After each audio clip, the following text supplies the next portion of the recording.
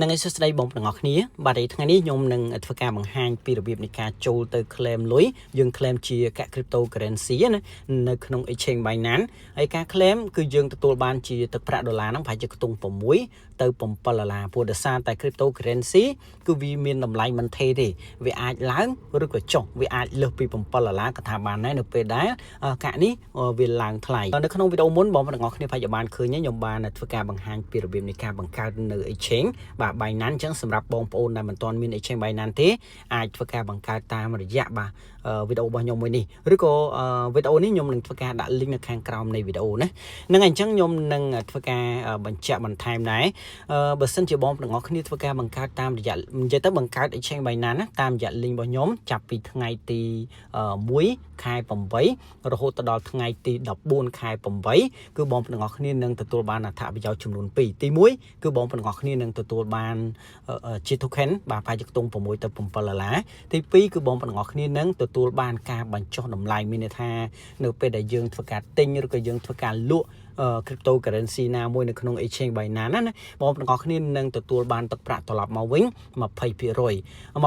នេះគឺបងប្អូនទាំងអស់គ្នាទទួលបានទាំងនៅក្នុង spot ហើយក៏នឹងទទួលបាននៅក្នុង future ផងដែរហើយសម្រាប់ទឹកប្រាក់ដែលយើងទទួលបាន6ទៅ7ដុល្លារនេះគឺមានរយៈពេលត្រឹមតែថ្ងៃទី14ទេប៉ុន្តែបើសិនជាបងប្អូនទាំងអស់គ្នា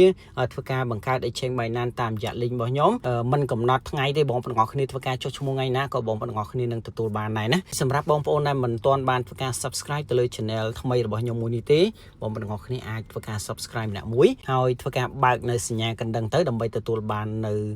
វីដេអូថ្មីបន្ថែមទៀតណានៅពេលក្រោយតោះឥឡូវខ្ញុំនឹងចូលទៅកាន់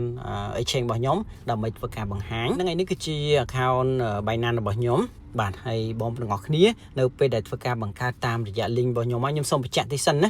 សម្រាប់ទឹកប្រាក់នេះគឺបងប្អូនទាំងអស់គ្នាទទួលបានលុះត្រាតែបងប្អូនទាំងអស់គ្នាធ្វើការបង្កើតតាមរយៈ link របស់ខ្ញុំទើបបងប្អូនទាំងអស់គ្នានឹងទទួលបានហើយឥឡូវខ្ញុំនឹងធ្វើការបង្ហាញពីរបៀបនៃការចូលរួមតែម្ដងអញ្ចឹងនៅពេលដែលយើងធ្វើការ create នៅ exchange Binance តាមរយៈ link របស់ខ្ញុំហើយបងប្អូនទាំងអស់គ្នាចូលមកនៅពេលដែលចូលមកហើយបងប្អូនទាំងអស់គ្នាត្រូវចូលនៅក្នុងប៊ូតុង home ហើយបន្ទាប់មកយើងនឹងឃើញនេះកន្លែងសញ្ញា trade 3នេះយើងអាចចុចកន្លែងហ្នឹងហើយបន្ទាប់មកបងប្អូនទាំងអស់គ្នាអាចកន្លែងមកមើលខាងក្រោមនេះយើងនឹងឃើញពាក្យថា more service ណាយើងអាចចុចទៅលើហ្នឹងហើយបន្ទាប់មកទៀតយើងគ្រាន់តែ search នៅខាងលើនេះបើយើងចុចទៅហ្នឹងមកហើយយើងគ្រាន់តែ search ពាក្យថា reward hub ណាយើងគ្រាន់តែ search ចឹងមកគឺយើងនឹងឃើញអញ្ចឹងយើងចុចទៅលើ reward hub ហ្នឹងមកបន្ទាប់មកបងប្អូនទាំងអស់គ្នានឹងឃើញ test នៅខាងក្រោមហ្នឹងហើយដោយសារតែខ្ញុំបាទគឺខ្ញុំមិនមានសិទ្ធិក្នុងការ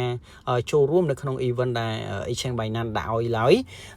មានតែបងប្អូនទាំងអស់គ្នាដែលជាសមាជិកថ្មីតែប៉ុណ្ណោះដែលមិនទាន់មាន exchange Binance ហើយធ្វើការបង្កើតថ្មីតាមរយៈ link របស់ខ្ញុំទើបបងប្អូនទាំងអស់គ្នាមានសិទ្ធិក្នុងការចូលរួមអញ្ចឹងបងប្អូនទាំងអស់គ្នាគ្រាន់តែចូលមកដល់ចំណុចហ្នឹងហើយណាបងប្អូនទាំងអស់គ្នានឹងឃើញកន្លែងដែលគេឲ្យយើងធ្វើការបំពេញ test ហើយ test ហ្នឹងគឺបងប្អូនទាំងអស់គ្នាទី1គឺបងប្អូនទាំងអស់គ្នាត្រូវធ្វើការបង្កើត exchange Binance ទី2គឺបងប្អូនទាំងអស់គ្នាត្រូវតែធ្វើការដាក់លុយចូលមកកាន់ exchange របស់យើងចាប់ពី10ដុល្លារ20ដុល្លារនិយាយទៅប្រហែលក៏បានដែរអ្វីដែលសំខាន់នៅពេលដែលយើងដាក់លុយចូលហើយគឺបងប្អូនទាំងអស់គ្នាត្រូវតែចូលទៅទិញនៅកាក់មានន័យថាយើងត្រូវធ្វើការ trade នៅក្នុង volume 50ដុល្លារតោះឥឡូវខ្ញុំនឹងធ្វើការបង្ហាញបន្ថែមទៀតនៅពេលដែលបងប្អូនទាំងអស់គ្នាឃើញ test នឹងហើយណាឃើញ test ហ្នឹងហើយខ្ញុំតិចទៀត test ហ្នឹងគឺយើងនឹងទទួលបានជាកាក់មួយដែលមានឈ្មោះថាបាទ AVNT បងប្អូនទាំងអស់គ្នានឹងឃើញនៅក្នុងហ្នឹងហើយណាយើងត្រូវមើលឲ្យបានច្បាស់បាទដែលយើងអាចធ្វើការ claim ចូលទៅកាន់ផ្នែកនៃ sport គឺមានឈ្មោះថា AVNT បងប្អូនទាំងអស់គ្នាគ្រាន់តែចុចទៅលើបាទ go ហ្នឹងទៅមិនមែន go កន្លែងនេះដោយសារតែខ្ញុំអត់មានសិទ្ធិអញ្ចឹងហីខ្ញុំអត់ឃើញកន្លែងដែលត្រូវធ្វើការបង្ហាញប៉ុន្តែនេះគឺជាការឧទាហរណ៍បងប្អូនទាំងអស់គ្នាបើសិនជាឃើញហីយើងគ្រាន់តែចុចទៅលើបាទ go ហ្នឹងទៅនៅពេលដែលចុចមកគឺបងប្អូនទាំងអស់គ្នានឹងចូលមកកាន់ទម្រង់នៃការ trade អញ្ចឹងសម្រាប់ការ trade នៅកន្លែងនេះគឺមានចំនួន2ដែលទី1គឺ trade នៅក្នុង spot ទី2គឺ trade នៅក្នុង future សម្រាប់បងប្អូនថ្មីខ្ញុំគិតថាគួរតែចូលមកកន្លែង sport ហ្នឹងទៅដើម្បីធ្វើការទិញលក់និយាយទៅវាអត់សូវមានហានិភ័យព្រោះយើងអត់ចេះក៏យើងអាចធ្វើការប្រគ្រប់នៅ volume 50ដុល្លារហ្នឹងដែរប៉ុន្តែសម្រាប់បងប្អូនដែលមានជំនាញទៅលើផ្នែកនៃ trade នៅក្នុង future ឬក៏ការវិភាគនៅក្នុងទីផ្សារហើយអាចចូលមកកាន់ផ្នែកនៃ future ទៅចឹងនៅក្នុងវីដេអូនេះខ្ញុំនឹងធ្វើការបង្ហាញតែនៅក្នុង sport ទេខ្ញុំចូលមកកាន់ sport បងប្អូនទាំងអស់គ្នាចូលមកដល់ទៅហ្នឹងហើយបន្ទាប់មកយើងអាចធ្វើការ search កន្លែងនេះបងប្អូនទាំងអស់គ្នាអាចធ្វើការ search កាក់ណាមួយក៏បានដែរយើងអាចធ្វើការ trade នៅក្នុង ដៃគូ BNB ក៏បានដែរណាប៉ុន្តែឥឡូវខ្ញុំនឹងធ្វើការបង្ហាញជាមួយនឹងដៃគូនៃកាក់ VNT នឹងតែម្ដងចុចកន្លែង search នឹងមកហើយបន្ទាប់មកបងប្អូនគ្នាគ្រាន់តែ search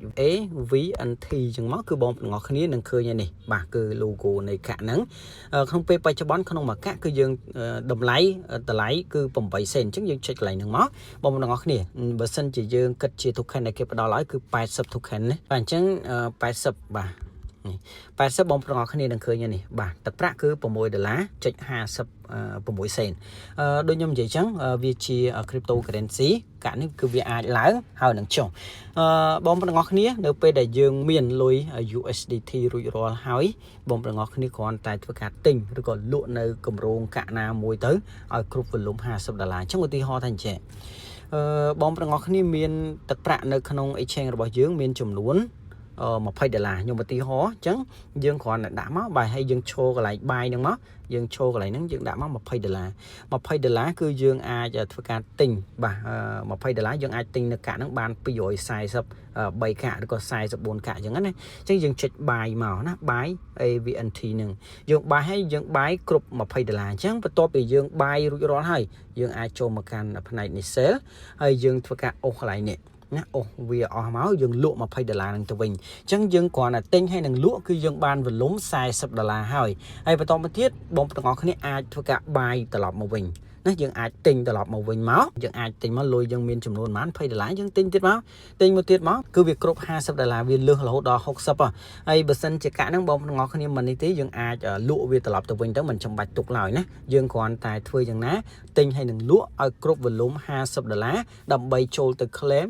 នៅលុយនេះតែប៉ុណ្ណោះអញ្ចឹងនៅពេលដែលយើងធ្វើការបំពេញមកគ្រប់លក្ខខណ្ឌរបស់គេនេះហើយបងប្អូនគ្នាគ្រាន់តែចូលមកកាន់ផ្នែកនៃ home ម្ដងទៀតមកហើយយើងចូលមកផ្នែកនៃកន្លែងនេះបន្តមកទៀតយើងគ្រាន់តែចុចលើ more service អូខេបន្តមកយើង search reward hub ម្ដងទៀតណាបាទ reward hub មកបាទយើងចុចកន្លែងហ្នឹងហើយបន្តមកយើងគ្រាន់តែចូលនិយាយទៅកន្លែងនេះខ្ញុំអត់ច្បាស់ទេទី1បើសិនជាបងប្អូនគ្នាចូលមកកន្លែងហ្នឹងហើយយើងឃើញអាគម្រោងកាក់ដែលយើងបានធ្វើការបំពេញថេសមិញអត់ឃើញបើសិនជាឃើញនៅកន្លែងហ្នឹងឃើញពាក្យ claim យើង claim ទៅប៉ុន្តែបើសិនជាអត់ឃើញទេយើងទៅចូលមកខាងនេះ my voucher